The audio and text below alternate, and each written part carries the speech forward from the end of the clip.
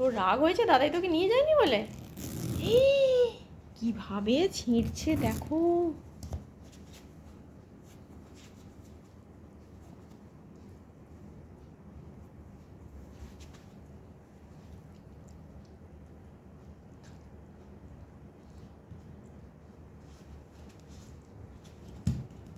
ইস, আয় পোকো, কি করছিস ওটা?